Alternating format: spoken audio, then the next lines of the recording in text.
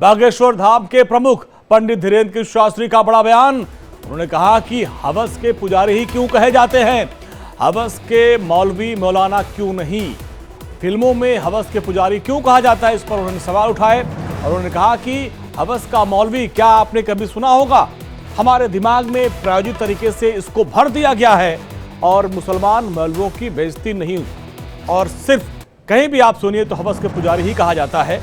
और उन्होंने कहा कि मुसलमानों की बेइज्जती मैं नहीं करता, हिंदू अपने साधु संतों की बदनामी करता है।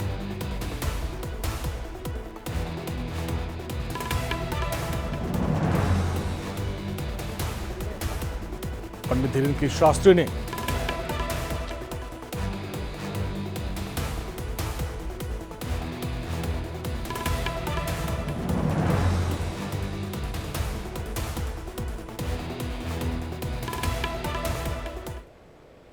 डी कंपनी यानी दाऊद के गिरोह का नाम आपने सुना होगा, फिल्में भी देखी होंगी और अंदाजा लगा लिया होगा कि दाऊद कंपनी का खेल देश में कैसे अब खोखला करने पर आमदा रहा। लेकिन आज बात डी कंपनी की नहीं बल्कि उस कंपनी की जो दाऊद की तर्ज पर जराइम की दुनिया का नया बादशाह की चाहत पाल बैठा है। और एल कंपनी के जरिए न सिर्फ हिंदुस्तान बल्कि अब तो सात समंदर पार भी अपना रसूख, अपनी हनक और अपनी ठसक जमाने के फिराक में है। कौन है ये एल कंपनी, कौन है इसका सरगना और कैसे ये देश और दुनिया में अपने साम्राज्य का विस्तार कर रहा है और क्यों इसकी तुलना डी कंपनी से हो रही है, देखते हैं स्पेशल रिपोर्ट।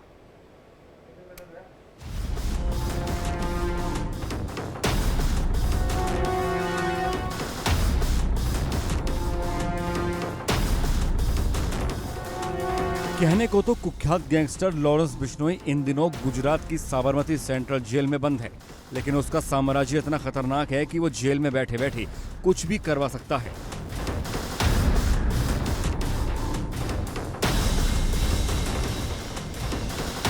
जेल में बैठकर मर्डर करवाना हो या फिर रंगदारी मांगना हो या किडनैपिंग, सब कुछ उसके बाएं हाथ का खेल है।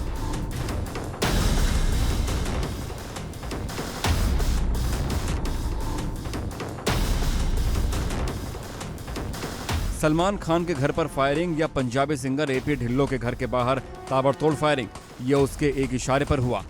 पंजाबी सिंगर सिद्धू मूसेवाला की हत्या लॉरेंस के सबसे करीबी गोल्डी बराड़ ने कराई, जिसके बाद लॉरेंस के गैंग की दहशत कई देशों तक फैल गई।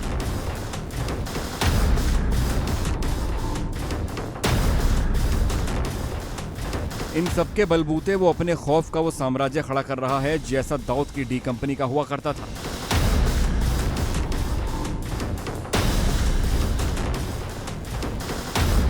लॉरेंस की एल कंपनी उसी राह पर चल रही है। कमाई के लिए मर्डर, किडनैपिंग, तस्करी, फिरौती, रंगदारी, जुआ जैसे अवैध धंधे हैं, ठीक दाऊद इब्राहिम की डी कंपनी जैसे। इन सब के जरिए लॉरेंस की एल कंपनी की करोड़ों में कमाई होती है, जिससे वो अपने गैंग को दुनिया भर में फैला रहा है ताकि करोड़पतियों में उसकी दहशत बने और कमाई बढ़े। क्योंकि लॉरेंस इस समय देश का सबसे बड़ा गैंगस्टर माना जा रहा है, जिसका खौफ भी है, लेकिन दाऊद की तरह दुनिया भर में खौफ फैलाने के लिए उसे डी कंपनी की राह पर चलना पड़ रहा है। यही वजह है कि लॉरेंस बिश्नोई अपने गुर्गों को फर्जी पासपोर्ट के जरिए दूसरे देशों में भेज रहा है ताकि उन देशों में अपने फिरौती, हत्या और रंगदारी को आसानी से अंजाम दे सके। राहुल और महेंद्र ने गैंगस्टर लॉरेंस बिश्नोई के कहने पर राजस्थान में ताबड़तोड़ एक के बाद एक कई संगीन वारदातों को अंजाम दिया, जिसमें फिरौती और फायरिंग शामिल हैं। हालांकि राजस्थान पुलिस ने जब दोनों के खिलाफ मुकदमा दर्ज किया और दोनों की गिरफ्तारी के लिए दबिश डाली तो दोनों फर्जी कागजात के आधार पर पासपोर्ट बनाकर दुबई फरार हो गए। बीकानेर क्राइम ब्रांच की जांच में यह खुलासा हुआ है कि दोनों ने अपने पासपोर्ट कंकरखेड़ा श्रद्धापुरी के एक पते पर बनवाए थे। इतना ही नहीं, लॉरेंस बिश्नोई ने दूसरे देशों के गैंगस्टर से भी हाथ मिलाना शुरू कर दिया है ताकि उनकी मदद से वो विदेशों में भी अपना खौफ कायम कर सके। हर क्रिमिनल जो अपने आप को बहुत बड़ा गैंगस्टर समझता है, वो उम्मीद करता है कि वो उसका नाम पूरे इंटरनेशनल लेवल पे छा जाए, और इसी कोशिश में लॉरेंस बिश्नोई अपनी जो कोशिशें कर रहा है, ये कितनी सफल होंगी कितनी नहीं सफल होंगी वो तो आगे आने वाला टाइम बताएगा, लेकिन हर आदमी अपनी कोशिश करता है कि वो कितनी ऊंचाई पे पहुंचना चाहे वो उन्नति करना है, पॉजिटिव वे में ऊंचाई पे पहुंचना है या नेगेटिव वे में। ये क्रिमिनल्स हैं, ये अपना नेगेटिविटी को लेकर क्रिमिनल वर्ल्ड में छाना चाहते हैं और वो इंटरनेशनल लेवल के बदमाश बनना चाहते हैं, तो वो इनकी अपनी सोच है। लेकिन एक बात मैं बता दूं कि ये कोशिश जितने भी करें, मैं नहीं समझता हूँ कि भारत की एजेंसी उसको ऐसे इंटरनेशनल लेवल का बहुत बड़ा डॉन बनाने के लिए कोई भी ऐसी कोई चीज़ छोड़ेंगे नहीं कि वो इंटरनेशनल डॉन बन जाए दाऊद के मुकाबले। सूत्रों से मिली जानकारी के मुताबिक लॉरेंस ने अपने गुर्गों को पुर्तगाल, सऊदी अरब, ब्रिटेन और कनाडा में सेटल करवाना शुरू भी कर दिया है, ताकि आने वाले वक्त में वो दुनिया में दाऊद की तरह खौफ का साम्राज्य खड़ा कर सके। दाऊद की डी कंपनी की तर्ज पर लॉरेंस की एल कंपनी में भी कामों का बंटवारा है। डी कंपनी का सरगना दाऊद तो एल कंपनी का सरगना लॉरेंस। डी कंपनी में अनीश तो एल कंपनी में अनमोल। डी कंपनी में शकील तो एल कंपनी में गोल्डी और रोहित।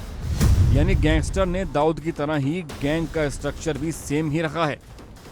देश का सबसे बड़ा गैंगस्टर लॉरेंस बिश्नोई अपने गैंग को ग्लोबल लेवल पर स्थापित करना चाहता है।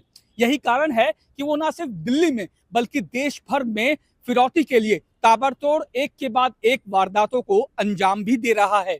हालांकि लॉरेंस बिश्नोई की अगर बात की जाए तो लॉरेंस बिश्नोई खुद को दाऊद, अनीस के रूप में अनमोल बिश्नोई और शकील के रूप में रोहित गोदारा और गोल्डी बराड़ को अंतर्राष्ट्रीय लेवल पर स्थापित करना चाहता है, ताकि इनके जरिए वो पूरे देश भर में ही नहीं बल्कि पूरी दुनिया में अपने खौफ का सिक्का कायम कर सके।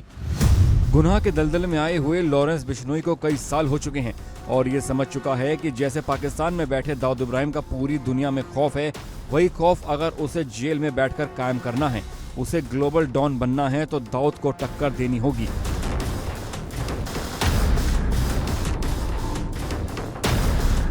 और जब तक वो दाऊद इब्राहिम जितना ताकतवर नहीं होगा, तब तक वो ग्लोबल डॉन नहीं बन पाएगा।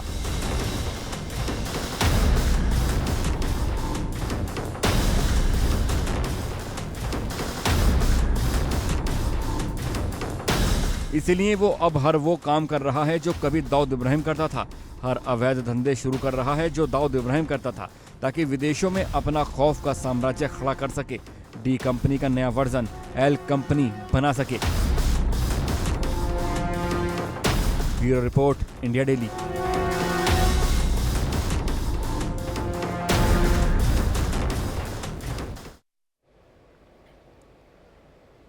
लॉरेंस बिश्नोई ये दाऊद इब्राहिम की तरह दुनिया भर में अपना खौफ फैलाना चाहता है और उसके लिए हत्याएं करवा रहा है। जेल से वीडियो कॉल पर धमकी देता है, रंगदारी मांगता है और रंगदारी नहीं मिलने पर हत्या करवा देता है।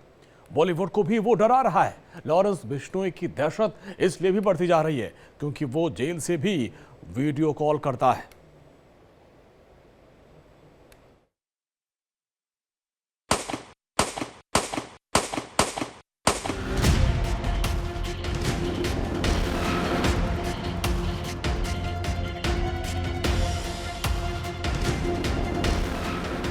देश का सबसे बड़ा गैंगस्टर लॉरेंस बिश्नोई जो अभी सलाखों के पीछे है, लेकिन उसके गुनाह करने की फितरत को कैद नहीं किया जा सकता, जिसकी बानगी पिछले 2 साल में समय समय पर देखी जा चुकी है। दाऊद इब्राहिम की तरह वो अपना खौफ फैलाने के लिए हत्याएं करा रहा है, जेल से वीडियो कॉल कर धमकी देता है, रंगदारी मांगता है और रंगदारी न मिलने पर हत्या करा देता है। दाऊद की तरह फिल्म स्टार को भी टारगेट कर रहा है। पहले सलमान खान को धमकी देता है, फिर उनके घर के बाहर अपने गुर्गे भेजकर फायरिंग कराता है। ठीक उसी तरह सबसे मशहूर पंजाबी सिंगर जिनके लाखों करोड़ों फैंस पूरी दुनिया में हैं, एपी ढिल्लो, उनके कनाडा वाले घर के बाहर ताबड़तोड़ फायरिंग कराता है, जिसकी जिम्मेदारी रोहित गोदारा ने ली, जो एल कंपनी में डी कंपनी के छोटा शकील की भूमिका निभाता है।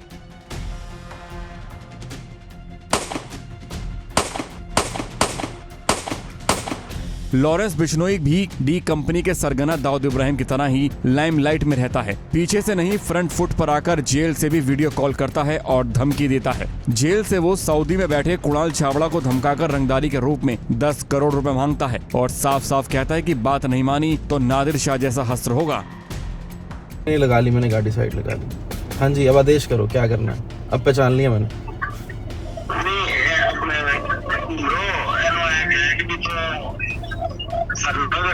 चमत्कार नहीं देखना। नहीं भाई, चमत्कार नहीं देखना। पचना भाई बताया था दूसरा चमत्कार देखना कि हमें देखना है? नहीं चमत्कार क्यों, हमें चमत्कार देखने की जरूरत है। हमने शक्ल देख ली, हमारे लिए चमत्कार हो गया। तो भाई फिर देख लिया, अब तो अपने ना उस पे रहना, तेरे को बोला था शक्ल देखने के लिए लोग तरस और पैसे पड़ जाते हैं आप ये लोग।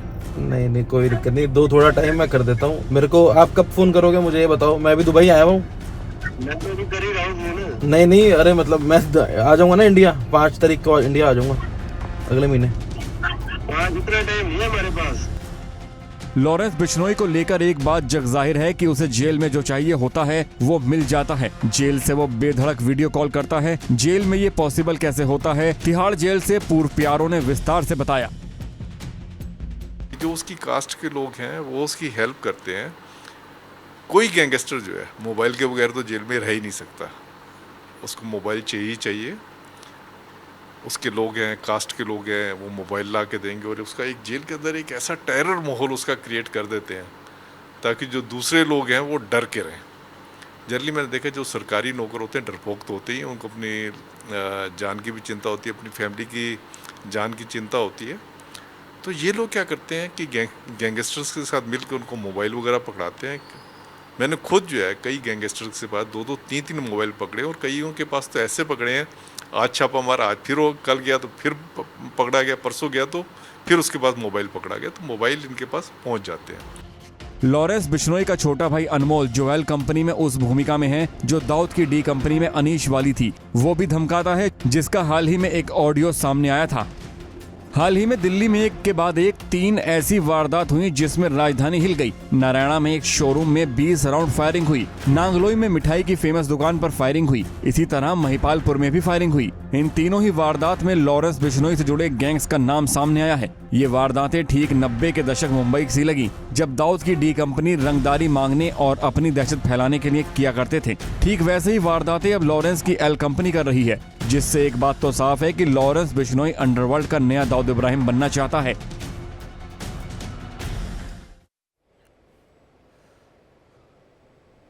देश भर में दुर्गा पूजा की तैयारियां चल रही हैं। 3 अक्टूबर से शारदीय नवरात्र शुरू हो जाएगा।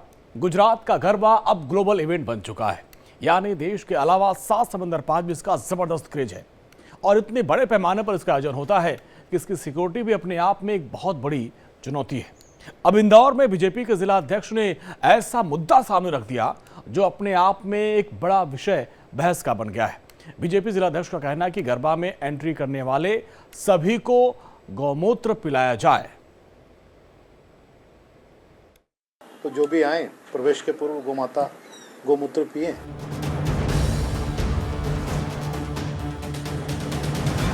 तीन अक्टूबर से दुर्गा उत्सव की तैयारियों में देश जुट गया है। गुजरात हो या बंगाल, तैयारियां आखिरी दौर में हैं। शहर शहर गरबा आयोजन के पोस्टर लग चुके हैं और इसी के साथ शुरू हो चुका है गरबा में सुरक्षा को लेकर बयानों गाइडलाइंस का वो दौर जो सुर्खियां बटोर रहा है। लव जिहाद जैसी वारदात को रोकने के लिए सुरक्षा को लेकर जिस तरह के उपाय और बयान दिए जा रहे हैं वो न केवल मुद्दा बन रहे हैं बल्कि विवादों का विषय भी बन रहे हैं। मध्य प्रदेश के खंडवा में होने वाले गरबा आयोजन के लिए एक समिति ने जब गाइडलाइंस जारी करते हुए महिलाओं और लड़कियों को बैकलेस ड्रेस पहनने से रोक दिया है। इस पर बहस ठीक से पूरी भी नहीं हुई कि अब इंदौर बीजेपी के जिलाध्यक्ष ने बयान देकर सियासी पारा चढ़ा दिया है, जिसमें चिंटू वर्मा ने कहा है कि गरबा पंडाल में आने वाले हर व्यक्ति को गौमूत्र पिलाएं। और क्या कहा है सुनिए जरा। तो जो भी आए प्रवेश के पूर्व गोमाता गोमूत्र पिए, वो गरबा पंडालों में प्रवेश करें और साथ ही साथ गौ माता हमारी माता है, गोमूत्र पीकर प्रवेश गरबा पंडालों में हो, ऐसा मैं गरबा आयोजकों से अनुरोध कर रहा हूँ। बीजेपी जिलाध्यक्ष का साफ कहना है कि पहचान के दूसरे तरीकों से छेड़छाड़ बहुत मुमकिन है। ऐसे में अगर इस तरीके को आजमाया जाए तो दूसरे संप्रदाय के लोगों को आयोजन में रोकना आसान होगा। गरबा माता की आराधना का है, ज़्यादा से ज़्यादा लोग इसमें सम्मिलित होना चाहिए। माता की आराधना हमारी बहन बेटियां करती हैं और इसमें बहुत सी समय समय पर ऐसी चर्चाएं आती हैं कि कुछ लोग ऐसे सम्मिलित हो जाते हैं जिनको लेकर चर्चाएं होती हैं। तो मेरा तो ऐसा मानना है और मैं सबसे एक प्रकार से आह्वान भी करना चाहूँगा कि हम पंडालों में प्रसाद वितरण करते हैं तो गौ माता हमारी जो माता है, गोमूत्र हम लोग पीते हैं, प्रसाद स्वरूप सभी को देना चाहिए। जाहिर है चिंटू वर्मा लव जिहाद की बढ़ती घटनाओं को ध्यान में रखते हुए ये बयानबाजी कर रहे हैं, लेकिन सवाल यही है कि क्या गरबा जैसे आयोजन में इस तरह के फैसले कर त्योहारों में नया विवाद खड़ा किया जा रहा है, और गरबा के आयोजन को देखते हुए इस फैसले से क्या लव जिहाद पर लगाम लग सकेगी?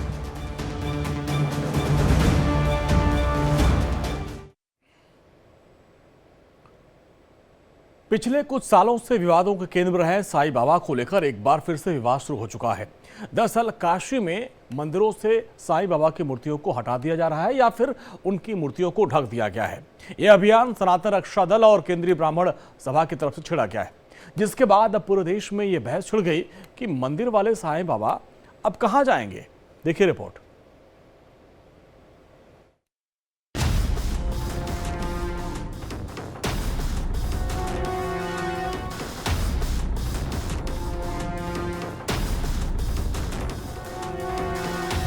साईं पर संग्राम।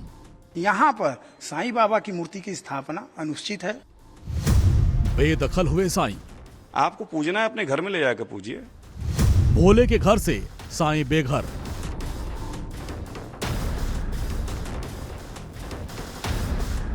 साईं बाबा को लेकर एक बार फिर से विवाद और बवालों का दौर शुरू हो चुका है। इस बार यह विवाद कहीं और नहीं बल्कि धर्मनगरी काशी से शुरू हुई, जहां बाबा विश्वनाथ का वास है। काशी में सबसे बड़े गणेश मंदिर समेत कई दर्जन मंदिरों से साईं बाबा की मूर्तियों को हटा दिया गया। उन सभी के लिए आदरणीय है, पूजनीय कह सकता हूँ, कर्म पूजनीय होता है हमारे धर्म में हमेशा। 2.5 की संख्या हम आंकड़े पार कर चुके हैं। हर सनातनी मंदिर, हर सनातनी धर्मी से भी हम लोग निवेदन कर रहे हैं कि अपने अपने धर्मस्थलों से आपको पूजना है, अपने घर में ले जाकर पूजिए। भाई किसी मजार मस्जिद या मजार से उठा लाइए, अपने घर में लग के पूजिए, हमें कोई आपत्ति नहीं, लेकिन धर्मस्थलों पे कोई एक ऐसा निर्माण न कीजिए जिससे कि किसी की भावनाएं आप। इसमें कोई शक नहीं कि साईं को लेकर पिछले कुछ वर्षों से दो राय चली आ रही है। साईं विरोधी उन्हें चांद मियां मानते हैं और उन्हें भगवान का दर्जा देने का विरोध करते हैं, और दूसरी तरफ साईं भक्त उन्हें भगवान मानते हैं।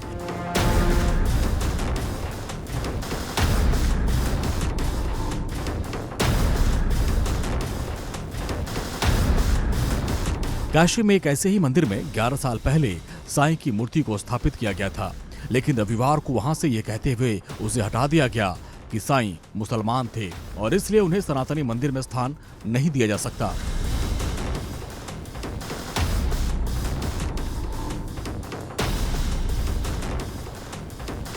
साईं के भक्त उनके लिए अलग मंदिर बनाकर पूजा अर्चना कर सकते हैं।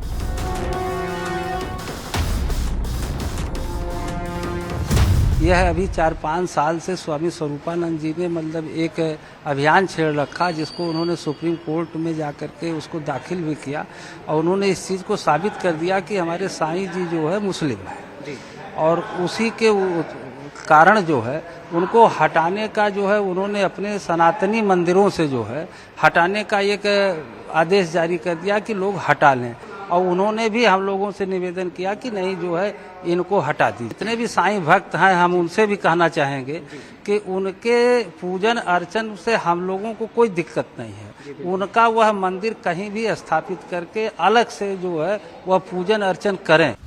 अब सवाल यह है कि क्या काशी से शुरू हुई ये साईं मूर्ति को सनातन मंदिरों से हटाने का सिलसिला पूरे देश में शुरू होगा, या फिर सनातन धर्म को मानने वाले साईं को लेकर दो फाड़ हो जाएंगे। क्योंकि जिस सनातन रक्षा दल संगठन और केंद्रीय ब्राह्मण सभा ने काशी में इस तरह के अभियान की शुरुआत की, उनका दावा है कि सनातन में साईं बाबा की पूजा का कोई प्रावधान नहीं है और न ही शास्त्रों में ऐसा कोई प्रमाण है। जानकारी न होने की वजह से सनातन को मानने वाले एक मुस्लिम फकीर चांद मियां को साईं बाबा मानकर उनकी मूर्तियां मंदिरों में स्थापित करवा रहे हैं, जो कि गलत है। काशी की धरती पे जहाँ पर ऐतिहासिक मंदिरों का जो काशी खंडों का मंदिर है, यहाँ पर साईं बाबा की मूर्ति की स्थापना अनुचित है। जिन मंदिरों में साईं बाबा की मूर्तियाँ स्थापित हैं, मैं वहाँ के महंतों पुजारियों से निवेदन करना चाहता हूँ कि उनको यथास्थिति जैसे भी हो, जिसके द्वारा भी स्थापित गई है, उनको बुलाकर उनसे कहे कि इनके लिए अलग मंदिर का निर्माण करा ले और उनका पूजन उनको उनके माध्यम से कराया जाए।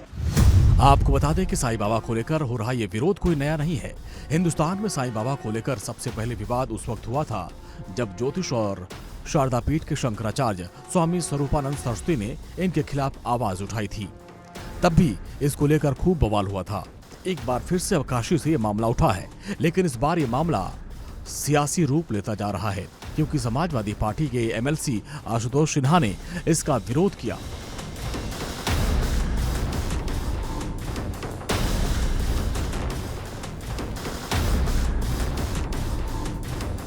सनातन रक्षक दल की ओर से हिंदू मंदिरों से साईं प्रतिमा को हटाने के लिए अभियान तेज कर दिया गया है। दल के सदस्य सोमवार को बड़ी संख्या में लोहटिया स्थित बड़ा गणेश मंदिर पहुंचे और इस ऐतिहासिक मंदिर में प्रतिदिन हजारों की संख्या में भक्तों की भीड़ आती है। इस मंदिर परिसर में 5 फीट की साईं की प्रतिमा स्थापित की गई थी। सनातन रक्षक दल के सदस्यों ने मंदिर में स्थापित साईं की प्रतिमा को पहले कपड़े में लपेटकर मंदिर परिसर से बाहर रखवा दिया।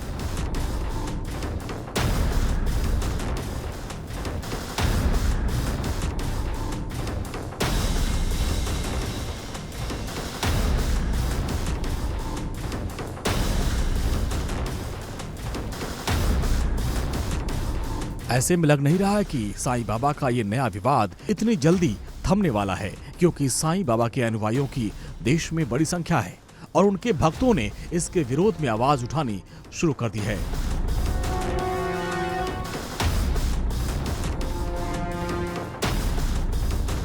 Bureau report, India daily.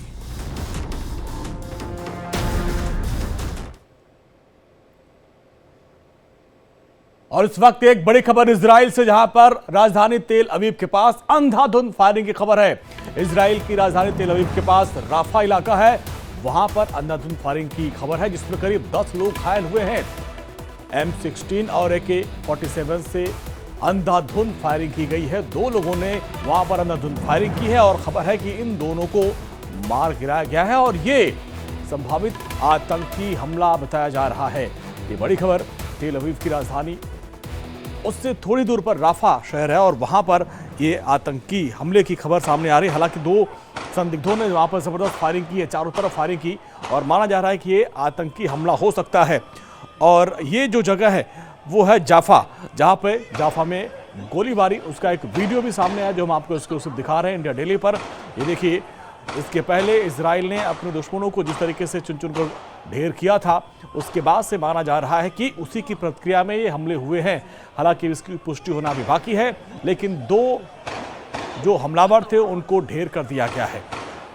ये जाफा में गोलीबारी और 10 लोग इसमें घायल हुए हैं। 10 को इलाज के लिए अस्पताल में भर्ती करा दिया गया है और कुछ लोगों की स्थिति इसमें गंभीर बताई जा रही है। जाफा में गोलीबारी में कम से कम 8 से 10 लोग घायल हुए हैं और 2 की हालत गंभीर बताई जा रही है और कुछ को हल्की चोट आई है। और अचानक से फायरिंग शुरू हुई और बताया जा रहा है कि ये इजराइल शहर के लाइट रेल स्टेशन के पास ये घटना हुई है, जहां पर 2 संदिग्ध पहुंचते हैं और ताबड़तोड़ फायरिंग शुरू कर देते हैं।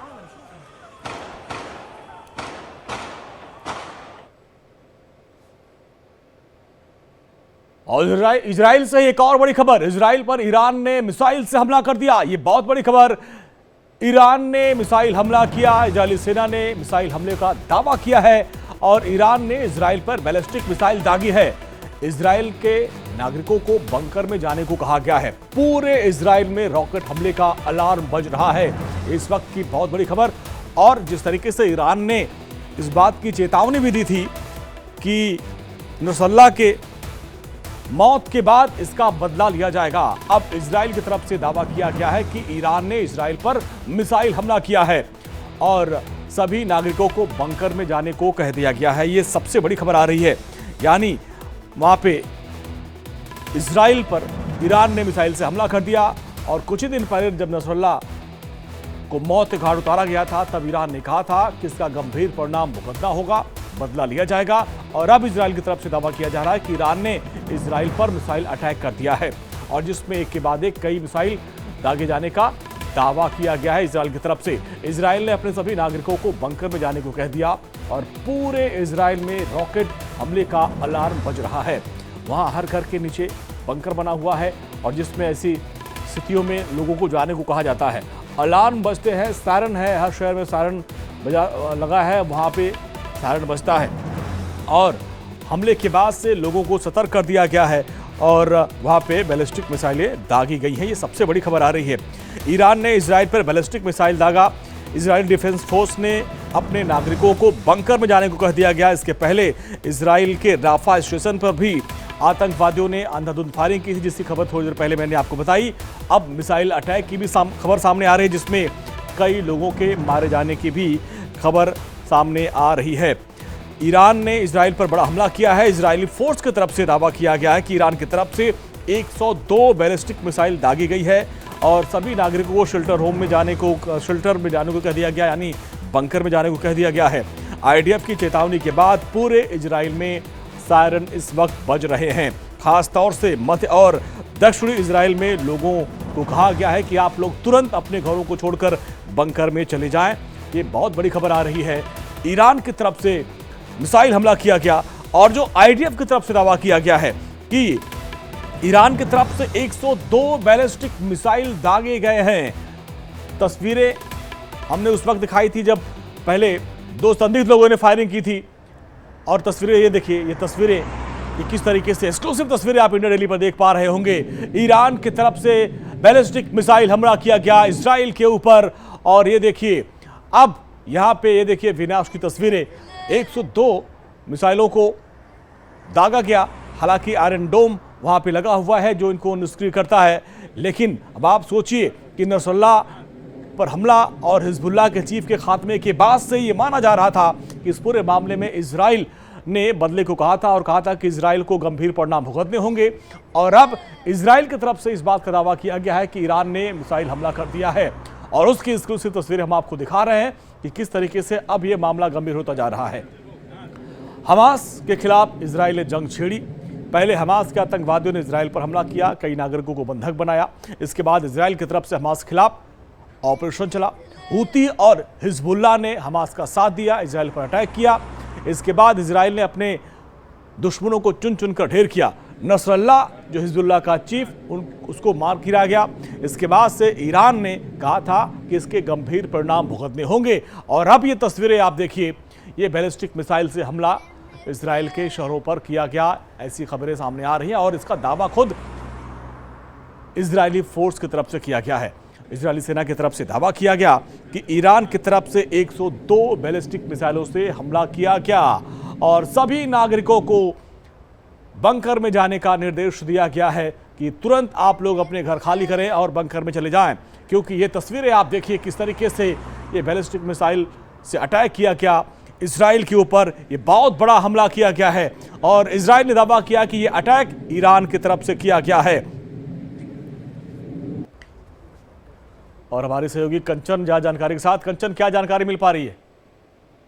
अंजनी, ये बहुत बड़ी खबर है जो जानकारी है सामने आ रही है कि इजराइल पर बैलिस्टिक मिसाइल से हमले की योजना बनाई गई थी, पहले ही बनाई गई थी, इस पर पहले से ही तैयारी की जा रही थी। उसके बाद उसको निशाना बनाया गया है। इजरायली सेना की तरफ से भी इस पे कई तरह की बातें सामने आ रही है, क्योंकि आप पिछले दिनों से देख रहे हो कि कितने लंबे समय से जो युद्ध है वो लगातार चल रहा है।